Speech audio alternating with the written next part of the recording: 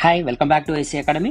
So ఈ రోజు నుంచి మనం ఈ ఛానల్ ద్వారా అంటే ఐసీఈ ట్యూషన్స్ అనే ఛానల్ ద్వారా మనం ట్యూషన్స్ అంటే సబ్జెక్ట్స్ అయితే చెప్పడం జరుగుతుంది. మ్యాథ్స్, సైన్స్ 7th నుంచి 10th వరకు, 7th, 8th, 9th and 10th వరకు అయితే కనుక మనం ఫస్ట్ మ్యాథ్స్, సైన్స్ పైన ఫోకస్ చేద్దాం. తర్వాత మనకు టైం ఉంటే ఇంకా రిమైనింగ్ సబ్జెక్ట్స్ని కూడా మనం కవర్ చేసేకి ట్రై చేద్దాం. ఓకే, సో మీరు ఇంకా ఏ క్లాస్ అన్నా కూడా అంటే 7th నుంచి ఏ క్లాస్ అన్నా 7th, 8th, 9th, 10th ఏ క్లాస్ అన్నా కూడా మీరు మిస్ చేసుకోకుండా ఛానల్ అయితే సబ్స్క్రైబ్ చేసుకోండి. లేదు మీరు 10th క్లాస్ అయిపోయింది, మీరు డిప్లొమా, బీటెక్, ఇంజనీరింగ్ ఏ చేస్తారంటే కూడా దానికి సంబంధించిన ఛానల్స్ ఉన్నాయి. ఫర్ ఎగ్జాంపుల్ మీరు డిప్లొమా, బీటెక్ అనుకోండి, ఐసీ అకాడమీ ఛానల్ ఉంది. సో మీరు కాంపిటేటివ్ ఎగ్జామ్స్ ప్రిపేర్ అయితే అంటే దానికి సంబంధించిన ఛానల్ వేరేది ఉంది. కాబట్టి మీరు డిస్క్రిప్షన్లో అన్ని ఛానల్ సంబంధించిన లింక్స్ ఉంటాయి. ఫర్ ఎగ్జాంపుల్ మీరు ఇంకా students up to 10th class వరకు ఉన్న స్టూడెంట్స్ అయితే ఇంకా ఈ ఛానల్ మీకు సూటబుల్ అవుతుంది. ఓకేనా, మిస్ చేయదండి, మీ ఫ్రెండ్స్ కూడా షేర్ చేయండి, సో దట్ వాళ్ళకు కూడా హెల్ప్ అవుతుంది. మనం టైం టేబుల్ ప్రకారంగా అంటే ఎగ్జామ్కి మనం ఎగ్జామ్ డ్యూరేషన్ చూసుకొని దాని ప్రకారంగా అయితే మనం ప్లాన్ చేసుకుందాం. ఓకే, ఈరోజు అయితే మనం 10th క్లాస్ సంబంధించిన మ్యాథ్స్ సబ్జెక్ట్ అయితే స్టార్ట్ చేద్దాము. సో ఇది టెక్స్ట్ బుక్, మనకు స్టేట్ బోర్డ్ సంబంధించిన టెక్స్ట్ బుక్. ఈ సిలబస్ ప్రకారంగానే మనం అయితే ఇంకా మూవ్ అవుదాం ఈ రోజు నుంచి. ఓకే, ఇది లాస్ట్ క్లాస్ జరిగిన టాపిక్స్ కాబట్టి మీకు ఇక్కడ మార్క్ చేసినాయి. సో దీన్ని మనం మీకు కన్ఫ్యూజ్ కాకుండా దీన్ని ఎరేజ్ చేసేస్తాం, సో దట్ మీకు క్లారిటీగా ఉంటుంది. Okay, clear? ఓకే, సరే, ఈ రోజు నుంచి మనం అయితే ఇంకా స్టార్ట్ చేద్దాం న్యూ టాపిక్ని. Okay okay okay, sorry pen మార్జా. సరే, ఫస్ట్ మన సిలబస్ ప్రకారంగా తీసుకుంటే అంటే స్టేట్ బోర్డ్ సిలబస్ ప్రకారం తీసుకుంటే ఇంకా తర్వాత 1 మార్క్ పాయింట్. మీరు ఇంకా స్టేట్ బోర్డ్ సిలబస్ కాకుండా మీరు ఐసీఎస్సీ ఫాలో అవుతున్నా కూడా దానికి సంబంధించిన క్లాసెస్ కూడా వస్తాయి మన దాంట్లో. అదేవిధంగా మీకు స్పీడ్ మ్యాథ్స్ అన్న, క్విక్ మ్యాథ్స్ అన్న దానికి సంబంధించిన కూడా మనం షార్ట్స్ ద్వారా కావచ్చు, క్లాసెస్ ద్వారా కావచ్చు, అంటే ఫుల్ లెంత్ వీడియోస్ ద్వారా కావచ్చు మీకు షేర్ చేయబడతాయి. కాబట్టి మీకు అన్ని దొరుకుతాయి కంప్లీట్గా. మ్యాథ్స్ సంబంధించి, సైన్స్ సంబంధించి మీరు ట్యూషన్కి వెళ్ళాల్సిన పని లేదు. కంప్లీట్గా సిలబస్ అంతా మనం ఈ ఛానల్ ద్వారా కవర్ చేద్దాం. ఓకే, మీరు మీ ఫ్రెండ్స్ మాత్రం షేర్ చేయండి, సో దట్ వాళ్ళకి హెల్ప్ అవుతుంది. క్లియర్? సరే, ఫస్ట్ టాపిక్ తీసుకుంటే మనకి ఏముంది, ఫస్ట్ యూనిట్ తీసుకుంటే చాప్టర్ 8లోకి వచ్చేసాం. ఓకే, సో మనం సెమిస్టర్ 2 బుక్ తీసుకున్నామా? ఒక్క నిమిషం, సెమిస్టర్ 1లోకి వెళ్ళిపోదాం. సెమిస్టర్ 1లో ఏమి ఇచ్చిన topics,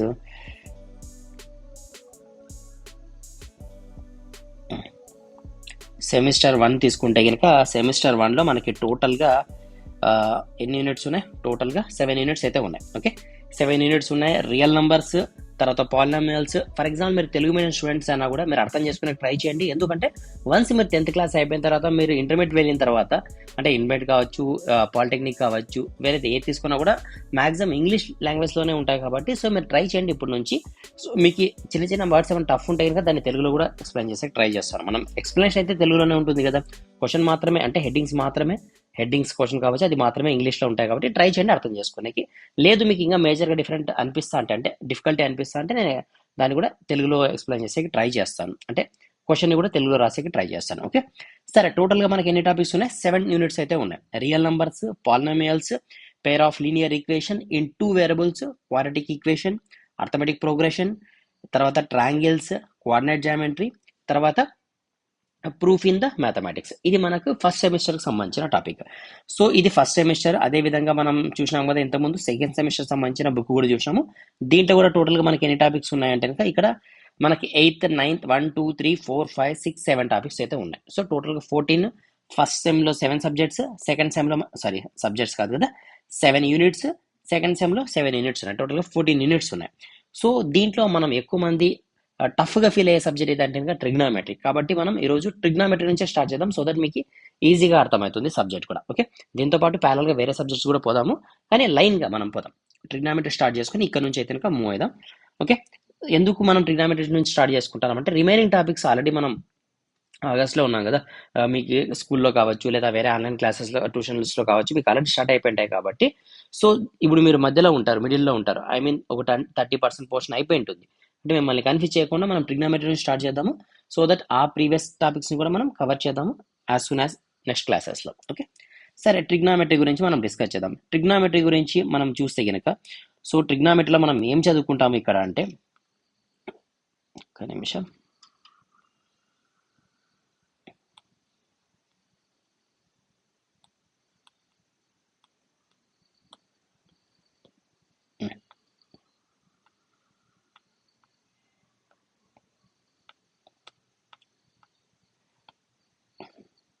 ఓకేలేండి, no problem.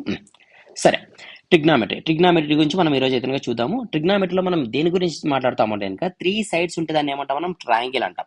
So triangle ఈ విధంగా ఉండొచ్చు, లేదా ఈ విధంగా ఉండొచ్చు, లేదా ఏ విధంగా కూడా ఉండొచ్చు, డిఫరెంట్గా ఏ ఫామ్లోనే ఉండొచ్చు. ఓకే, సో ఈ ట్రయాంగిల్స్లో మనకి ఎన్ని డిగ్రీస్ ఉంటాయంటే కనుక ట్రయాంగిల్ అంటే 3 సైడ్స్ ఉన్నదాన్ని ట్రయాంగిల్ అంటాం.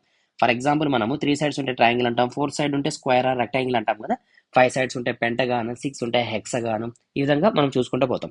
సో మనం ఈ టాపిక్ ట్రిగ్నామెట్రీ కాబట్టి ట్రిగ్నామెట్రీలో 3 సైడ్స్ ఉంటే దాన్ని ట్రయాంగిల్ అంటాము. దీనిలో డిఫరెంట్ ట్రయాంగిల్స్ ఉంటాయి, అవన్నీ మనం మాట్లాడతాం. దీనికి సంబంధించి సైడ్స్ ఎన్ని ఉన్నాయంటే 3 సైడ్స్ ఉంటాయి. అంటే ట్రయాంగిల్ తీసుకుంటే దాంట్లో 3 సైడ్స్ ఉంటాయి, అదేవిధంగా 3 యాంగిల్స్ ఉంటాయి. సో దీన్ని మనం for example alpha, beta, gamma అనుకుంటే 3 సైడ్స్ ఉంటాయి, 3 యాంగిల్స్ ఉంటాయి. అర్థమైందా? సో మనకి 3 సైడ్స్ 3 యాంగిల్స్ ఉంటాయి కాబట్టి మనం దీన్ని ట్రయాంగిల్ అని అంటున్నాం. క్లియర్? ఈ ట్రయాంగిల్స్లో అంటే ట్రయాంగిల్స్ డిఫరెంట్ ఉంటాయి, దాంట్లో మనం దీన్ని యూజ్ చేస్తాం. ఎందుకు దీన్ని యూజ్ చేస్తామో, దీని పేరు ఏం పేరు అంటే రైట్ యాంగిల్ ట్రయాంగిల్. అంటే మనకు ఉండాల్సిన 3 యాంగిల్స్లో ఒక యాంగిల్ డిఫాల్ట్గా 90 డిగ్రీస్ ఉంటుంది. సో 90 డిగ్రీస్ ఉంటుంది కాబట్టి ఇక్కడ చూడండి, ఒక యాంగిల్ ఎలిమినేట్ అయిపోయింది, ఎందుకంటే 90 డిగ్రీస్ డిఫాల్ట్గా ఉంది. ఇంకా రిమైనింగ్ మిగిలిన 2 యాంగిల్స్లో ఒక యాంగిల్ని క్వశ్చన్లో ఇస్తాడు, ఇంకొక యాంగిల్ మనల్ని ఫైండ్ అవుట్ చేయమంటాడు.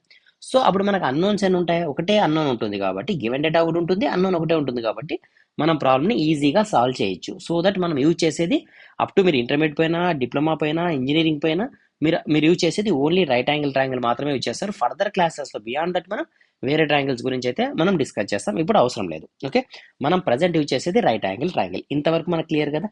సరే, ఈ రైట్ యాంగిల్ ట్రయాంగిల్లో కూడా right angle triangle for example దీన్ని మనం తీటా అనుకుంటే, దీన్ని తీటా అనుకున్నాము, సో దీన్ని పక్కన పెట్టేద్దాం. మనం ఇది తీటా అనుకున్నాం కాబట్టి ఈ తీటాకి ఆపోజిట్లో ఉన్నదాన్ని ఆపోజిట్ సైడ్ అంటాము, ఈ అడ్జసెంట్ ఉన్నదాన్ని అడ్జసెంట్ సైడ్ అంటాము, దీన్ని మనం హైపోటనస్ అంటాం. అర్థమైందా? ట్రయాంగిల్లో తీటా ఎక్కడైతే ఉంటుందో దానికి ఆపోజిట్లో opposite side, adjacent side, hypotenuse, ఎదుటి భుజము, ఆసన్న భుజము, కర్ణము అంటాం తెలుగు మీడియంలో. ఓకే, లేదు sir triangle for example triangle అట్లే ఉంది కానీ తీటా ఇక్కడ ఉంది అనుకోండి, సో తీటాకి ఎదురుగునేది ఆపోజిట్ సైడ్, ఇది అడ్జసెంట్ సైడ్, ఇది హైపోటనస్. క్లియర్? తీటా ఏ విధంగా ఉన్నా కూడా మనకి ఏదైతే యాంగిల్ ఉంటుందో దానికి ఆపోజిట్లో ఉండేది ఆపోజిట్ సైడ్. ఇంతవరకు క్లియర్గా అర్థమైంది కదా? ఓకే, అర్థమైంది. సరే, ఈ ట్రిగ్నామెట్రీలో మనం ఏం చదువుకుంటాము, ఏం నేర్చుకుంటాం అంటే ట్రిగ్నామెట్రీ టర్మ్స్ ఉంటాయి. ఏమేమి టర్మ్స్ ఉంటాయి అవి అంటే కనుక, ఒకటి సైన్ తీటా అని ఒకటి, తర్వాత కాస్ తీటా ఒకటి, తర్వాత టాన్ తీటా ఒకటి. Sign theta, cos theta, tan theta. సరే, సైన్ తీటా ఏం నేర్చుకుంటాం మనము అంటే ఇంకా ఆపోజిట్ సైడ్ బై హైపోటనస్, అంటే ఈ ఆపోజిట్ సైడ్ బై ఈ హైపోటనస్ కి ఈ రెండింటి మధ్యలో ఉండే రిలేషన్ ఏమంటామంటే సైన్ తీటా అంటాం. క్లియర్? తర్వాత కాస్ తీటా అంటే అడ్జసెంట్ కి హైపోటనస్ కి ఉండే రిలేషన్ ని మనం కాస్ తీటా కింద తీసుకుంటాం, అడ్జసెంట్ సైడ్ బై హైపోటనస్. అదే టాన్ తీటా తీసుకుంటే opposite side by adjacent side. అర్థమైందా? సో టాన్ తీటాని ఇంకో విధంగా కూడా ఏం రాసుకోవచ్చు అంటే sine theta by cos theta అని కూడా రాయొచ్చు. ఎందుకు? సైన్ తీటా అంటే opposite by hypotenuse, cos theta అంటే adjacent by hypotenuse. Hypotenuse cancel, opposite by adjacent వచ్చింది కాబట్టి. అర్థమైందా? ఇంతవరకు క్లియర్ కదా? సరే, ఇంతవరకు మనకు అర్థమైంది. నెక్స్ట్ చూద్దాం. సైన్ తీటా తర్వాత ఇంకో టర్మ్ ఏది ఉంటుంది అంటే కొసికెన్ తీటా అని ఉంటుంది. కొసికెన్ తీటా అంటే ఎవరు? లైట్ కనిపిస్తుందా? కొంచెం రెడ్ కలర్ తీసుకుందాం. కొసికెన్ తీటా అంటే ఏం లేదు, సైన్ కి ఆపోజిట్ అంటే ఏ విధంగా రాసుకోవచ్చు? హైపోటనస్ బై ఆపోజిట్ సైడ్, అంటే హైపోటనస్ బై ఆపోజిట్ సైడ్ ని మనం కొసికెన్ తీటా అంటాం. మరి కాస్ కి ఆపోజిట్ ఎవరు? అంటే కనుక secant theta. So hypotenuse by adjacent side. Tan కి ఆపోజిట్ ఎవరు అంటే cot theta, adjacent by opposite. అర్థమైందా? ఇక్కడ చూడండి, opposite side by hypotenuse sine theta అయితే hypotenuse by opposite cosecant theta. తర్వాత cos theta adjacent by hypotenuse cos అయితే hypotenuse by adjacent secant theta. Opposite by adjacent tan అయితే adjacent by opposite cot theta. Clear కదా? ఇంతవరకు అర్థమైందా? So ఈ విధంగా మనం trigonometry terms sign theta, cos theta, tan theta, cosecant theta, secant theta, tan తీటాని మనం నేర్చుకుంటాం ఈ యాంగిల్స్ ద్వారా. ఓకే, తర్వాత ఓకే మన సిలబస్ చూద్దాం. సిలబస్లో ఏమి ఇచ్చినాడు? ట్రిగ్నామెట్రీ సంబంధించి బేసిక్ కాన్సెప్ట్ అయితే అర్థమైంది కదా. మనం ట్రయాంగిల్ తీసుకుంటే తీటా ఉంటే ఆపోజిట్ సైడ్ ఒకటి వస్తుంది, తర్వాత opposite side, adjacent side, hypotenuse వస్తుంది.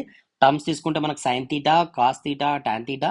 సైన్ కి ఆపోజిట్ కొసికెన్ తీటా, కాస్ కి ఆపోజిట్ సీకెన్ తీటా, టాన్ కి ఆపోజిట్ కాట్ తీటా. ఇంతవరకు మనం దీన్ని జాగ్రత్తగా ప్రాక్టీస్ చేసి నేర్చుకోవాలి. ఓకేనా? ఇది అయిపోయిన తర్వాత మనకు తీటా వాల్యూస్ ఇంపార్టెంట్. ఏ తీటా వాల్యూస్ ఇంపార్టెంట్ అంటే యాంగిల్స్ ఇంపార్టెంట్. ఏవేవి అంటే ఇంకా 0 degrees, 30 degrees, 45 degrees, 60 degrees, 90 degrees ఈ వాల్యూస్ అనేది మనకి చాలా ఇంపార్టెంట్. ఎవరెవరికి? సైన్ కి నేర్చుకోవాల్సిందే మనం, కాస్ కి, తర్వాత టాన్ కి, కొసికెంట్కి, సీకెంట్కి, కాట్కి అన్ని టర్మ్స్ అయితే మనం నేర్చుకోవాల్సిందే. ఫస్ట్ ఈ వాల్యూస్ నేర్చుకునే ముందు, అంటే మనం యాంగిల్స్ నేర్చుకునే ముందు సిలబస్లో ఏమి ఇచ్చినాడో ఒకసారి అయితే చూద్దాం ఫస్ట్. సో ఏదైతే మనం డిస్కస్ చేసినామో అవే మనం ట్రయాంగిల్ గురించి అయితే మనకి ఇక్కడ ఇవ్వడం జరిగింది. సరే, ఇదంతా మనం డిస్కస్ చేసినాంలేండి, అవసరం లేదు. ఓకే, ఆపోజిట్ సైడ్ చూసినాము. ఆపోజిట్ థీటా తీసుకుంటే ఆపోజిట్ సైడ్, అడ్జసెంట్ సైడ్, ఇది హైపోటనస్. సో ఇది మనకు తెలుసు, మనం డిస్కస్ చేసిన టాపిక్. సో దానికి సంబంధించిన ఫార్ములాస్ అన్ని కూడా మనం ఇంతకుముందు చూసిన ఫార్ములాసే, ఇది కూడా మనం నేర్చుకున్నాం క్లియర్గా. నెక్స్ట్ ఏం నేర్చుకోవాలా, హైపోటనస్కి సంబంధించిన ఒక చిన్న రిలేషన్ ఉంటుంది. సో ఇక్కడ రాసినటువంటి హైపోట్ సంబంధించిన రిలేషన్ ఏమంటే కనుక h square is equal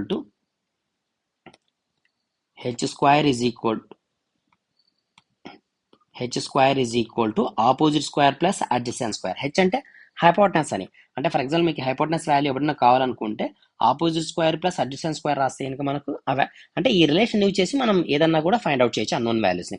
for example ఇక్కడ వాల్యూ 3 ఇచ్చినాడు, ఇక్కడ 4 ఇచ్చినాడు, హైపోటనస్ ఫైండ్ అవుట్ చేయమని అనుకోండి, హెచ్ వాల్యూ ఫైండ్ అవుట్ చేయమంటే కనుక so hypotenuse is equal to square root of 3 square plus 4 square. Square root of 3 square అంటే 9, 4 స్క్వేర్ అంటే 16. So square root of 25 value ఎంత 5, అంటే హైపోటనస్ వాల్యూ ఎంత 5. ఈ విధంగా మనం ఫైండ్ అవుట్ చేయొచ్చు.